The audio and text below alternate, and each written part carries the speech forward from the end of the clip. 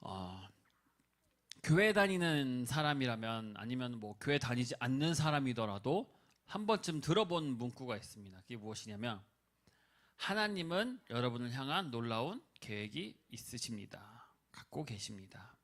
이 문구가 어디서 나온지 아십니까? 그냥 나온 게 아니라요. 사형리 중 첫 번째 영리입니다. 그러니까 이제 CCC 아시죠? 설립자인 이제 빌 브라이트라는 박사가 만든 것인데 현재 전 세계 인구가 어느 정도 되신지 아십니까? 저는 아직도 한 60억 정도 되는 줄 알았어요. 근데 지금 전 세계 인구가 82억 정도 됩니다. 그리고 앞으로 한 10년, 20년 안으로 한 103명까지 늘어난다고 해요. 그러다가 이제 점차 이제 탑을 탁 찍고 이제 점차 내려간다고 합니다. 수많은 인구 가운데 하나인 여러분의 삶에 대해 하나님이 계획을 세워놓았다라는 것이 어쩌면 믿기 어려운 일이죠. 굉장히 많은 사람들을 다 계획을 갖고 있다? 이것 자체만으로도 벌써 굉장히 어려운 이야기처럼 들리기도 합니다. 믿지 않는 사람들에게는 성경 자체가 하나님의 소설일 뿐이다. 하나의 소설일 뿐이다. 얘기하는 사람도 있고 다른 나라의 역사를 왜 우리가 믿어야 하냐라는 그런 생각을 가진 분들도 굉장히 많죠. 성경은 하나님께 각자에게 맞는 멋진 계획을 가지고 계신다는 사실을 분명하게 얘기하고 있다는 것이에요. 오늘 본문을 보십시오. 하나님의 뜻을 아는 것으로 채우게 하시고 라고 합니다. 하나님은 우리의 삶에 대해 계획을 갖고 계실 뿐만이 아니라 그 계획을 우리에게 보이기를 원한다는 것이에요. 우리가 기쁜 소식이 있으면 그것을 뭐 가족에게 굉장히 전하고 싶지 않습니까? 그래서 막 뭔가 두근거리고 떨리고 그러잖아요. 이 소식을 나만 알고 있고 싶지가 않고 막 어떻게든 알리고 싶잖아요. 함께 기뻐하고 싶고 함께 나누고 싶고 하나님 또한 너에게 정말 잘 어울리는 멋진 놀라운 계획을 갖고 있단다라는 것을 우리에게 기쁜 마음으로 알려주고 싶다라는 것이에요. 사실 우리가 이 땅에 존재하는 가장 큰 목적은 무엇입니까? 하나님의 뜻을 행하는 것입니다. 지금도 교회 가운데 오래된 칼빈주의 교리문답에 있는 중요한 질문 중에 하나가 뭐냐면요. 인생의 가장 중요한 목적이 무엇입니까? 라는 질문을 던져요. 인간의 본능입니다. 살아있는 이유, 살아있는 목표를 찾는 것이 인간의 본능이라는 것이에요. 이것을 찾지 않고는 못 견디는 것이 사람이라는 존재입니다. 그래서 세상 사람들이 부지런하게 열심히 살아가는 이유 중 하나가 뭡니까? 그 이유를 찾기 위해요. 내가 돈을 열심히 버는 이유가 있어야 되고 내가 누군가를 열심히 사랑하는 그 이유가 있어야 되고 공부를 열심히 하는 이유가 있어야 되고 내가 아이를 훌륭하게 키워야 하는 그 이유가 있어야 되는 거예요. 그게 있지 않고는 살아있다고 느끼지 못하기 때문에 항상 머릿속에 질문 하나를 두고 삽니다. 인생의 나의 목적은 무엇인가? 하지만 그 답은 이미 나와 있다라는 것이에요. 성경의 요한계시록 오늘 말씀 좀 많이 찾을 거예요. 4장 11절에 보시면 우리 주 하나님이여 영광과 존귀와 권능을 받으시는 것이 합당하오니 주께서 만물을 지으신지라. 만물이 주의 뜻대로 있었고 또 지으심을 받았나요? 그러니까 하나님의 영광을 하나님의 뜻, 즉 하나님을 영화롭게 하는 것이 우리의 인생의 가장 중요한 목적이라는 것이죠. 본론으로 들어와서 하나님의 보편적인 뜻은 가끔 도덕적인 뜻이라고도 얘기하는데 하나님은 자기 자녀가 이 뜻을 다 따르기를 바라신다고 하셨어요. 이 보편적인 뜻에는 6가지가 있는데 오늘 그걸 짧게 나눠보도록 하겠습니다. 그 첫 번째로 봐도 구원받는 것이 하나님의 뜻이라는 것이에요. 베드로후서 3장 9절 주의 약속은 어떤 이에 더디다고 생각하는 것 같이 더딘 것이 아니라 오직 너희를 대하여 오래 참으사 아무도 멸망하지 않고 다 회개하기 이르기 원하시니라. 요한복음 3장 16절 세상이 이처럼 사랑하사 독생자를 보내셨으니. 마태복음 18장 14절 이 소장 하나라도 이런 것이 하늘에 계신 너희 아버지 뜻이 아니니라. 디모데전서 2장 4절 하나님은 모든 사람이 구원을 받으며 진리를 아는 데 이르기를 원하노라. 자, 성경은 하나님이 인간을 만드시고 영생을 주시고 모든 사람이 다 뭘 받기를 원해요? 구원받기를 원한다고 지금 말씀하고 계시지 않습니까? 즉 하나님의 뜻을 찾는 그 첫 번째 조건은 구원이라는 것이에요. 가장 첫 번째 있는 것이에요. 구원. 만약 여러분이 하나님의 아들과 하나님의 아들이 십자가 위에서 이루신 일을 믿음으로써 거듭나지 않았다면 하나님의 뜻을 찾으려고 애써봤자 다 헛된 것이라는 것입니다. 운전하는데 브레이크가 걸려 있으면 아무리 엑셀을 밟아도 나갈 수가 없거든요. 앞에 뭔가 가로막고 있으면 엑셀을 밟아봤자 가지지 않잖아요. 이 구원이라는 문제를 정리하고 나서 앞으로 나아가야 된다는 것이에요. 막혀 있는 것이요. 중요한 것은 구원의 개념을 마음 깊이 새겨서 여러분이 원래 하나님의 자녀일 뿐만 아니라 하나님이 여러분의 삶에 대한 뜻을 가지고 계시고 있다는 그 확신이 필요하다는 것이에요. 구원받는 게 하나님의 뜻이고 하나님이 그렇게 하신다면 어떻게 해야 됩니까? 하나님은 분명 여러분의 삶에 대한 계획을 갖고 계신다라는 것이에요. 그리고 그 계획과 뜻은 절대 나쁜 것이 아니라 나쁠 수도 없을 뿐더러 무조건 선한 것임을 믿으셔야 되는 것입니다. 두 번째로는 그 말씀과 성령에 따르는 것이라고 얘기합니다. 갈라디아서 5장 16절 내가 이르노니 너희는 성령을 따라 행하라 라고 얘기해요. 에베소서 5장 18절 술 취하지 말라 방탕하지 말라 오직 성령으로 충만하라고 얘기하거든요. 이 구절들은 어쩌면 성경이 그리스도인에게 내리는 명령 중에 가장 중요한 명령이기도 하고 많이 내리는 명령이지만 그에 비해 가장 지키지 않는 명령이기도 합니다. 여기서 뭐 술 취하지 말라 방탕한 것이니라고 나오잖아요. 이게 꼭 이 술 취하지 말라는 게 술만 마시고 취하고 이러는 것을 얘기하는 것이 아니에요. 다른 것에 취하는 것도 또한 그것도 취하는 것이거든요. 돈에 취하고 명예에 취하고 공부에 취하고 17절에 성령을 쫓아 행하지 않거나 성령 충만하지 않은 그리스도인은 어리석다라고 얘기를 해요. 성령 충만 받는 것을 그래도 되고 안 그래도 되고 라는 것쯤으로 여기는 사람들이 굉장히 많다라고 얘기하는 거예요. 이 성경은 하나님의 뜻을 찾기 앞서서는 성령 충만해야 함을 모르고 그저 하나님의 뜻이 무엇인가, 하나님은 나에게 무엇을 원하시는가, 나를 어떤 길로 인도하시는가 라고 찾고 애쓰고 있다면 어떤 주어진 상황에서도 하나님의 구체적인 뜻을 가려내기 위해서는 그 인도에 민감해야 된다는 것입니다. 오직 하나님의 말씀으로만 우리의 마음이 하나님의 생각으로 가득 차기 때문에 늘 그 말씀을 우리 안에 깊이 새며들고 이해하려고 노력하고 하나님의 뜻을 알기 위해 그 하나님의 심정을 느낄 수 있도록 말씀을 우리 안에 가득 채워야 된다는 것이죠. 말씀을 읽는 것이 바로 성령을 따르는 것에 동일하다는 것입니다. 말씀과 성령에 따르는 것. 세 번째로는 사랑하고 하나님의 뜻에 순종하는 것이라고 나와요. 마태복음 22장 37절에 내 마음을 다하고 목숨을 다하고 뜻을 다하여 뭐예요? 너의 주 하나님을 사랑하라라고 나오거든요. 로마서 12장 1, 2절에 보시면 내가 하나님의 모든 자비하심으로 너희를 권하니 너희 몸을 하나님이 기뻐하시는 거룩한 산 제사로 드리라. 이는 너희의 드릴 영적 예배니라. 너희는 이 세대를 본받지 말고 오직 마음을 새롭게 함으로 변화를 받아 하나님의 선하시고 기뻐하시고 온전한 뜻이 무엇인지를 분별하도록 하라. 자, 하나님의 뜻이 무엇인지도 알지도 못해서 우선 순종하는 모습이 필요하다는 것이에요. 모를 수 있어요. 그죠? 아직까지는 모를 수 있어요. 하지만 순종하는 모습이 필요하다는 것이에요. 마음을 다하고 목숨을 다하고 온전히 사랑한다면 그 결과는 하나님께 온전히 자연스럽게 순종한다는 것이에요. 사람은 모든 하나님의 뜻이 자신의 뜻을 복종시키기가 굉장히 어렵습니다. 사람은 뭔가에 순종하는 것이 어려운 거예요. 항상 사람은 뭘 하기를 원하냐면 거역하기를 원해요. 이게 사람의 본능인 것입니다. 본성 때문에 뭔가 마음을 온전히 하나님께 사랑한다는 것 자체가 좀 어려운 것이에요. 사람은 그렇게 만들어졌어요. 거역하는 걸로 만들어졌어요. 그 성경에 나온 위대한 인물들의 공통점은 하나님을 사랑했기 때문에 하나님 뜻에 순종했고 순종한 만큼 성공한 것이에요. 구약에서는 노아, 아브라함, 모세, 여호수아, 에스더, 엘리야, 다니엘 끊임없이 계속되었고 신약에 와서 이어져서 누가 가냐면 베드로, 요한, 마태와 제자들이 이어서 갑니다. 예수님을 따르던 제자들이 예수님이 승천하고 나서도 계속해서 목숨을 다해 그 복음을 전파하러 다녔던 이유가 뭐예요? 옆에서 놀라운 기적들을 보고 천사들을 보고 뭐 승천하는 그 모습을 봤기 때문이니까? 아니에요. 그 이상 하나님을 사랑했기 때문에 그 복음을 계속 전했던 것이에요.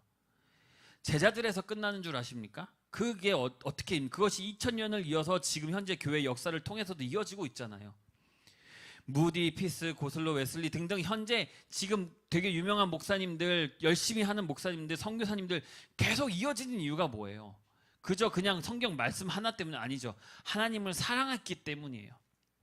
그 마음이 없고는 그렇게 열심을 다해서 목숨을 다해서 복음을 전파할 수가 없는 것입니다. 하나님을 사랑했기 때문에 순종이 저절로 이어졌고 그 순종이 이어져서 하나님의 뜻이 이루어진 것입니다.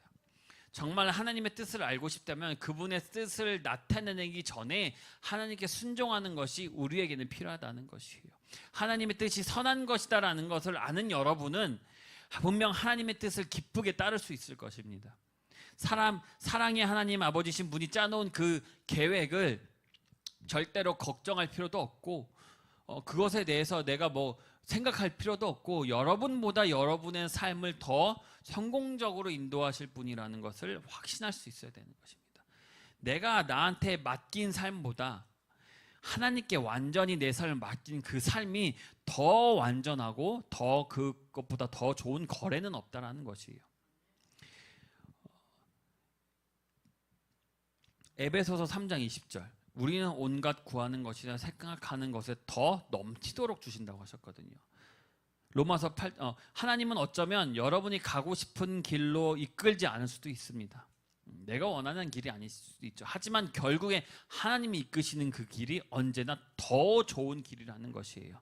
로마서 8장 32절 자기 아들을 아끼지 아니하시고 우리의 모든 사람을 위하여 내어주신 이가 모든 것을 주시니까 아들까지 주시니까 어찌 그 아들과 함께 모든 것을 우리에게 은사로 주지 아니하시겠느냐.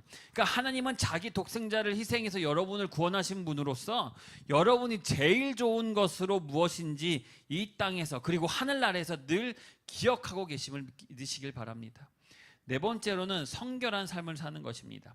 레위기 11장 44절 너는 여호와 너희의 하나님이라 내가 거룩하니 너희의 몸도 구별하여 거룩하게 하고 땅에 기는 짐승으로 말미암아 스스로 더럽히지 말라. 로마서 12장 1절 하나님께서 기뻐하시는 거룩한 산 제물로 너희의 몸을 드리라. 이는 너희가 드릴 영적 예배니라. 그러니까 몸을 깨끗하게 하라고 얘기를 해요. 몸을 깨끗하게 하라.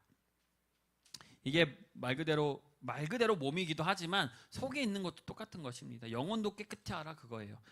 성결한 삶이라는 건 무엇이라고 생각하십니까? 이렇게 성결한 삶을 사는 것이 기독교인들에게는 가장 중요한 목표 중에 하나입니다. 성경은 하나님과의 깊은 관계를 통해 우리의 삶에서 죄를 멀리하고 하나님의 말씀에 순종하고 하나님께 영광을 돌리는 삶을 얘기합니다. 기도와 성경 묵상은 당연한 것이고 이를 통해서 우리의 마음을 하나님께 내어드리고 우리의 삶을 인도받을 수 있도록 온전히 드리는 것이죠. 그뿐만 아닙니다. 무엇입니까? 이웃을 사랑하고 봉사하고 용서하고 섬기는 삶을 사는 것이 중요한데 이것을 보여주신 분이 누구예요? 바로 예수님이라는 것이죠. 이렇게 보면 예수님처럼 살아야 되기 때문에 어떤 특별한 사람에게만 주어지는 어떤 미션처럼 보일 수도 있는데 그러나 이 특별한 선택된 사람만이 할 수 있는 것이 아니라 모든 이들이 그렇게 살 수 있도록 노력하는 것이 하나님의 뜻이라는 것이에요. 그래서 아까 레위기 11장 44절에 보면 거룩하심으로라는 자신을 소개하시는 분이 계세요. 이스라엘 백성도 그분과 같이 거룩하게 살아야 한다라고 명령하고 있거든요. 여기서 거룩함은 단순히 도덕적 순결 이런 것이 아니라 하나님의 성품을 닮아가는 것을 얘기합니다. 구약 시대의 그 법대로 정해진 규례들을 지킴으로써 외적인 정결뿐만이 아니라 내적으로도 하나님 말씀에 순종하는 삶을 살아야 한다고 전하고 있는 것입니다. 성결한 삶을 살려고 노력하는 것은 누구를 위한 것입니까? 하나님을 기뻐하실 것입니다. 힘들고 지칠 때마다 하나님을 의지하고 성령님의 인도하심을 구하시길 바랍니다. 다섯 번째로는 순복하는 것입니다. 무엇에? 권위에 순복하는 것입니다. 이렇게 얘기하면 좀 이상할 수 있지만 합법적 권위에 순종하는 것이에요. 무슨 말씀이냐? 베드로전서 2장 13절 15절 보시면 인간이 세운 모든 제도를 주를 위하여 순복하되 혹은 위에 있는 왕이나 혹은 악행하는 자를 징벌하고 선행하는 자를 포징하기 위해서 그의 보낸 박병이라 하라. 곧 선행으로 어리석은 사람들의 무식한 말을 막으시는 것이다. 로마서 13장 1절. 각 사람은 위에 있는 권세들에게 복종하라. 권세는 하나님께로부터 나지 않았음이 없나니 모든 권세는 다 하나님께 정하신 바라. 그러니까 세상이 가지고 있는 법을 준비하라 그거예요. 쉽게 말하면 우리가 이 세상에 있는 그 권위에 순종함으로써 하나님의 뜻을 따르는 것에 말씀하고 계십니다. 그러나 이렇게 순종은 무조건적인 것은 아닙니다. 정부 관리 법같이 우리에게 그 위에 있는 하나님의 법을 어기게 하지 않는 그들에게 순복하라고 말씀하신 것이거든요. 이 무슨 말씀이냐? 역사적으로 솔직히 모든 정부는 좀 악한 정부가 더 많았습니다. 악하고 백성들을 목살게 굴고 서민들은 더욱더 살기 힘들어지는 것이 지금의 역사입니다. 위에 사람들만 배부르고 챙기는 역사가 오래되었죠. 그래서 성경은 아까 뭐라고 얘기합니까? 짐승의 무리라고 얘기해요. 그렇지만 법을 지키지 않는다면 어떻게 됩니까? 무정부 상태가 될 뿐만이 아니라 나라의 법에 따라 처벌을 받게 되는 경우도 생기겠죠. 그리고 하나님의 첫 번째 뜻인 온 세상의 복음을 전하는 일 또한 굉장히 어려워질 것입니다. 특히 요즘 시대에 뭐가 만들어지려고 합니까? 차별금지법이 만들어지려고 하죠. 이것 때문에 많은 교회들이 지금 굉장히 열심히 기도하고 노력하고 있어요. 반대 시위를 하기도 합니다. 꼭 교회에 다니는 기독교인들 뿐만이 아니라 다른 분들도 많이 차별을 금지법을 금지하려고 하지만 나서서 하는 것은 기독교인밖에 없는 것 같습니다. 그래서 기독교인들이 더 욕을 먹습니다. 괜히 광화문에서 이번에 이제 했는데 다른 집회를 하면 별 욕을 안 하는데 꼭 기독교인들이 조용하게 안전하게 집회를 하면은 꼭 욕을 먹더라고요. 금지법이 생기면 다른 종교들도 굉장히 위험에 처했는데 나서지를 않아요. 차별금지법은 정치, 경제, 사회, 문화 등 모든 생활 영역에서 합리적 이유가 없는 모든 형태의 차별을 금지하는 것을 말합니다. 그렇게 되면 복음을 전파하는 것이 거의 불가능하게 됩니다. 이렇게 제가 여기 와서 지금 이 말을 하는 것 자체가 차별이 되어버립니다. 그래서 특히 기독교인들이 많은 반대를 하고 있는 것이죠. 이것 때문에 미국도 지금 심각한 피해를 입고 있죠. 남자가 여자가 될 수 있고 여자가 남자가 될 수 있고 아이의 성별을 부모가 결정할 수가 없어요. 남자로 태어나도 남자다 여자다 얘기할 수 없고 부모가 이혼하고 나서 남자아이를 여자아이로 아예 성전화시켜버릴 수도 있습니다. 부모를 아빠 엄마로 얘기를 못한대요. father mother라고 할 수가 없대요. father은 남자고 mother은 엄마이기 때문에 성별을 이렇게 얘기하면 안 된대요. 낙태가 합법화 돼버리고 종교 교리를 설명하는 것이 자별적 발언으로 구자가 될 수 있고 기업이 경력직을 우선 뽑을 수가 없습니다. 왜? 그러면은 경력이 없는 사람들은 차별하냐? 이렇게 돼버리는 거죠. 그러니까 애매모호하게 말도 안 되는 거. 백인을 백인이라고 못하고 흑인을 흑인이라고 못하고 아시아인을 아시아인이라고 못합니다. 강아지를 강아지라고 고양이를 고양이로 불렀다가 차별한다고 고소당할 수도 있습니다. 뭘 하든 차별금지법으로 차별할 수 있다는 것이죠. 그리스도인은 법을 지키는 데서 다른 사람들에게 모범이 되어야 합니다.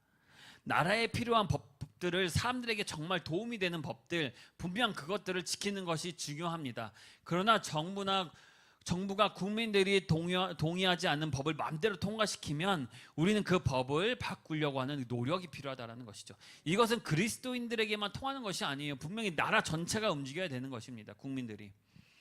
그래서 저번 주에 차별금지법을 제재하기 위해서 추정 100만 명 정도가 모였다고 얘기를 해요.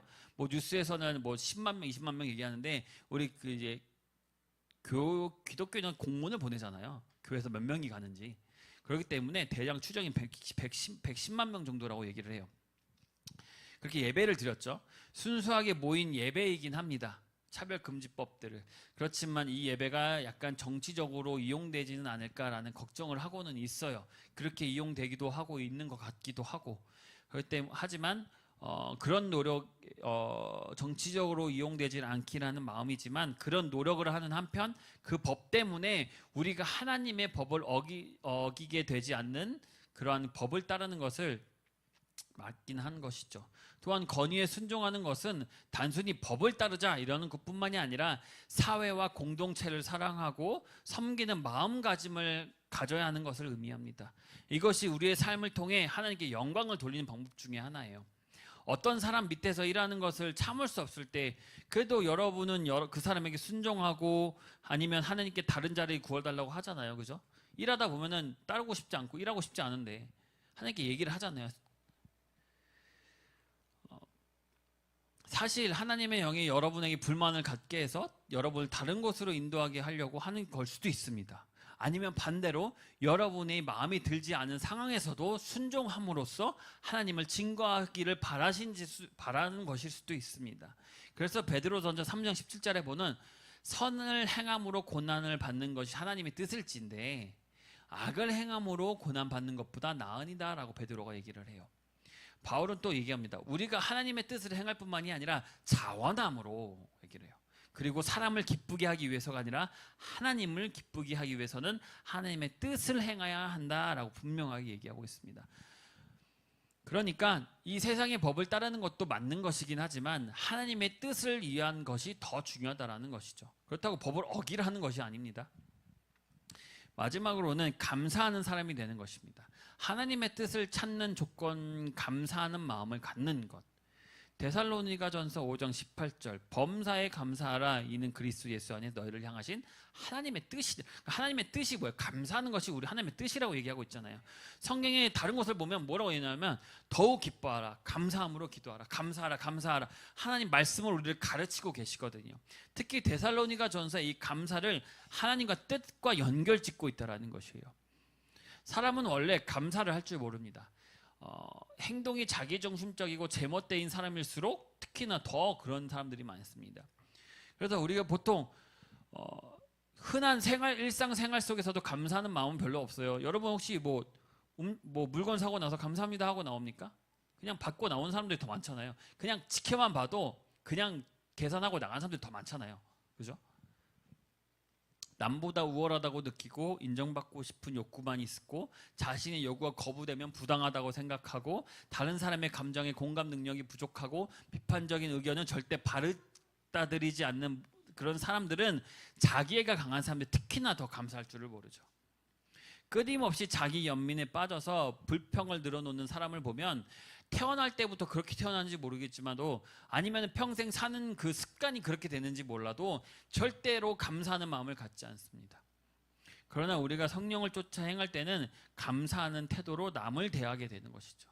불평하고 짜증날 때는 우리는 하나님의 뜻이 안에 있지 않다라는 것입니다. 우리가 감사하는 마음을 지닐 때 하나님은 우리에게 하나님의 구체적인 뜻을 알려주시는 것이에요. 불평하는 사람에게 하나님의 뜻을 알려줘봤자 또 불평하겠죠. 왜 이렇게 하냐. 그러나 감사하는 사람에게 하나님의 뜻이 이루어지면 어떻게 됩니까? 아, 하나님이 나에게 이러한 뜻을 이루어지는구나 하고 그것에 감사한다라는 것이죠. 늘 감사하는 습관을 가져야 합니다. 여러분은 사랑하는 사람 가운데 역경 속에서 감사하는 마음을 지니기 어려운 사람이 있다면 이 전체 조건을 하나님 앞에 맨 앞에 두는 것을 주시기 바랍니다. 그리스도인 중에 자기 몸을 바쳐 모든 일을 제대로 하면서도 감사하는 마음이 없어서 하나님의 뜻을 헛되게 하는 경우도 많아요. 열심히 교회에서 일하고 뭘 하고 해봤자 감사하는 마음이 없다면 그 뜻을 알 수가 없다는 것입니다. 정신적으로 감사하는 태도를 자꾸 길러나가야 여러분의 가슴과 머리가 여러분의 삶에 대한 하나님의 구체적인 그 인도가 열리는 것입니다.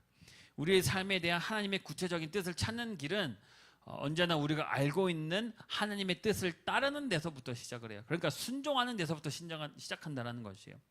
성경을 보면 우리가 하나님을 섬기는 게 하나님의 뜻인 것을 알 수가 있거든요.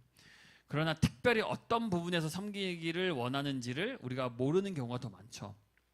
뭐 기쁜 소식을 온 천하 만민에게 전하라 라는 것이 우리를 향한 하나님의 뜻인 것은 알고 있지만 특별히 어딜 가서 그 복음을 전하는지를 모르죠. 늘 우리에게 일하라고 하지만 어떤 장소나 직업에 대해서는 구체적으로 알지도 못합니다. 결혼하고 아이를 가지라고 하지만 누구랑 결혼하고 몇 명을 가져야 되는지도 모릅니다.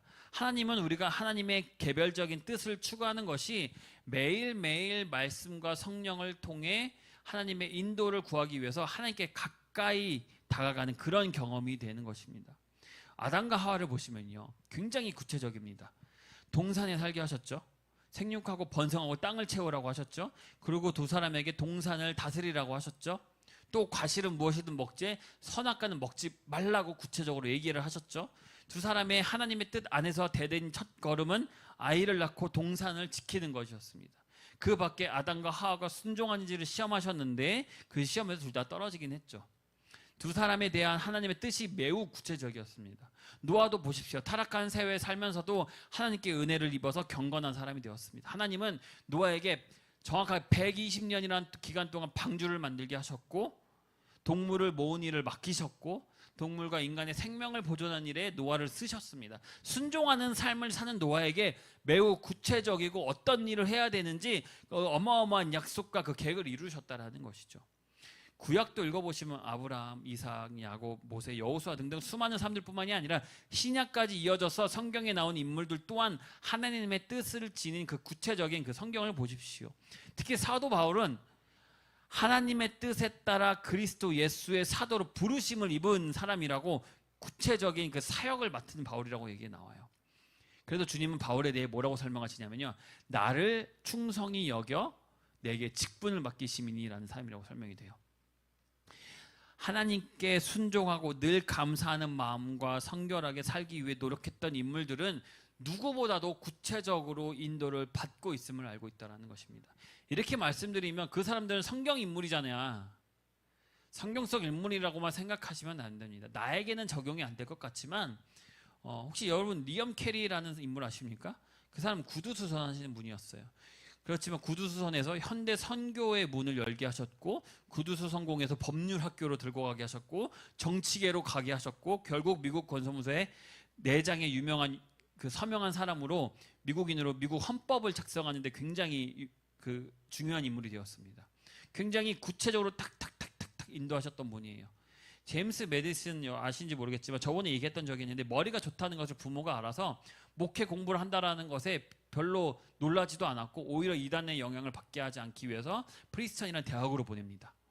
거기서 존 위더스푼이라는 사람을 만났고, 그 위더스푼이라는 사람 또한 굉장히 유명한 설교가였는데 그분도 학교 총장이 되고, 제임스 메디슨도 목회하는 그 전공에서 법률로 바뀌고 전공을 바꿨다가 거기서 헌법을 수정하고 미국 4대 대통령이 됩니다. 그냥 이렇게 잘 흘러가는 사람인 것처럼 한 사람의 인생일 수도 있지만, 그렇게 보일 수도 있지만, 하나님께서 구체적인 그러한 인도하심이 없었다면 지금의 미국은 전혀 다른 상황이 됐을 거라는 것이에요. 미국의 역사의 하나일 뿐이지만 알려지지 않은 수많은 사람들이 하나님께 순종하고 그들의 개별적인 삶에 대해 하나님은 온전한 뜻이 있다라는 것이에요. 나의 삶이 그냥 흘러가는 것처럼 보이지만, 나의 인생에 목표가 없는 것 같고 무언가 허무하게 그냥 사는 것 같지만, 그냥 나이를 먹고 있으니 인생이 흘러가니 시간이 흘러가니 그냥 그렇게 살고 있는 것 같지만, 그렇다면 여러분은 아직까지도 하나님의 뜻을 제대로 구체적으로 발견하지 못했을 수도 있다는 것입니다. 나이 같은 건 전혀 상관이 없습니다. 아브라함은 몇 세에 낳았습니까? 100세에 아들을 낳았어요. 그 이삭을 통해서 뭘 이뤘습니까? 큰 민족을 이뤘지 않았습니까? 기독교 역사는 자신의 삶을 대한 구체적인 그 하나님의 그 계획을 일평생 이루어진 그 하나님의 자녀들의 이야기로 가득 차 있는 것입니다. 그 가운데 명성과 부를 얻은 사람도 있고, 대부분은 빚도 없이 이름도 없이 평범한 삶을 사는 사람도 많습니다. 하지만 하나님의 뜻을 이루었다라는 것입니다. 하나님은 이처럼 모든 믿는 사람들에게 구체적인 뜻을 세우셨고, 하나님께서 보실 때 그들이 이 세상에 거두는 성공은 그들이 얼마만큼 하나님의 뜻을 찾았고 거기에 순종하냐에 따라 결정된다라는 것이죠. 우리의 성공 또한 마찬가지입니다. 얼마나 그것에 대해 하나님께 순종하였느냐, 얼마나 따랐느냐에 따라 우리의 성공의 길도 다르다라는 것이죠. 결론입니다. 하나님은 구체적인 일을 맡기시기 위해서 우리를 부르신다고 하셨어요. 에베소서는 하나님의 교회를 세우고 키우라고 말씀하시지만 각 사람을 사도, 선지자, 복음자, 전하는 자, 목사, 교사로 부르셨다고 하셨거든요. 우리의 소명은 굉장히 다양합니다. 전도자가 될 수 있고 교육자, 의사, 법률가, 정치가, 건축가 같은 직업뿐만이 아니라 내 삶 자체에서 그 직업과 상관없이 구체적인 사명은 굉장히 많습니다. 하나님의 뜻을 아는 열쇠는 그것을 찾고 행하는 것입니다. 성공담을 들으면 뭐라고 합니까? 우리는 그 결과부터 일단 축하를 하죠. 잘 됐네. 대학에 학교 가면 축하한다. 지루한 훈련이나 낙담이나 기다림이나 그 결정해야 되는 그 수많은 순간들을 엎드려서 기도했던 그 수많은 것들에 대해서 배우진 않습니다. 실망과 초점도 잃어버리고 방향과 비난 속에서 그만둘까 하는 그런 갈등 같은 것도 말하지도 않습니다. 그러나 성공을 거둔 사람들 또한 우리처럼 보통 사람들이었다라는 것이죠. 하지만 그들이 완전하지 않을 수 있지만 공통점은 절대로 하나님께 순종했다라는 것입니다. 우리의 삶에 대한 하나님의 뜻을 이루는데 특히 우리가 살고 있는 미친 듯이 복잡한 이 세상에서 성공하는 열쇠는 성실하게 하나님의 말씀을 알아가고 하나님의 성령을 따르고 오늘 일을 오늘 끝마치는 것입니다. 그러면 하나님이 여러분 앞에 인도하는 다음 문을 여실 때 여러분은 그 안으로 들어갈 준비가 되어 있는 것이죠. 늘 준비되고 늘 오늘 일을 딱 마치고 준비하고 있어야 된다는 것이에요. 그리고 마지막으로 확실히 알아야 할 것은 우리가 우러러보는 성공 또한 그 성도들은 하나님의 큰 일을 해내기 위해 훨씬 전부터 일에 충성했다라는 것입니다. 우리보다 훨씬 전부터 하나님께 더욱더 사랑하고 감사하고 순종했다라는 것이죠. 그러기에 하나님이 쓰셨던 것입니다. 맨 꼭대기서부터 출발하는 사람은 없습니다. 하나님께서는 마태복음 25장 20절에 뭐라고 얘기하시냐면 작은 일에 충성하였으니 내가 많은 것으로 내게 맡기린다 라고 하셨어요. 하나님 뜻 안에서 감동적이고 가슴 설레는 시간을 직접 맛보던 열쇠는 여러분이 맡은 여러 가지 작은 일에서부터 충성하는 것에부터 시작되는 것입니다. 나를 세상으로 이끌고 하나님으로부터 멀리하게 만들고 말씀을 어기도록 하는 것은 뭐밖에 없어요? 사탄밖에 없어요. 하나님의 영은 절대로 여러분의 하나님의 말씀을 어기도록 인도하지 않습니다. 내가 다른 길로 가고 있고 무언가 잘못된 길로 가고 있다면 그건 절대로 하나님께서 하신 것이 아닙니다. 그러니까 순종하는 마음, 감사하는 마음, 하나님의 놀라운 계획에 기뻐하며 기대하며 열심히 신앙생활 하시길 바랍니다. 여러분의 삶은 여러분 마음대로 보낼 수 있지만 삶은 여러 개가 아니죠. 단 하나뿐입니다. 여러분의 남은 삶을 하나님의 온전하신 뜻 혹은 기쁘신 뜻 또한 선한 뜻을 행하며 보내시길 바랍니다. 아멘. 이제는 우리 주 예수 그리스도의 은혜와 하나님 아버지의 거룩하신 사랑과 살아계시고 지금도 함께 하시며 사명을 감당할 수 있도록 성령의 기름 부으심으로 인도하시는 성령의 그 크신 은혜와 사랑이 우리 모든 성도와 교회와 축복교회 지금부터 영원토록 함께 있을지어다. 아멘.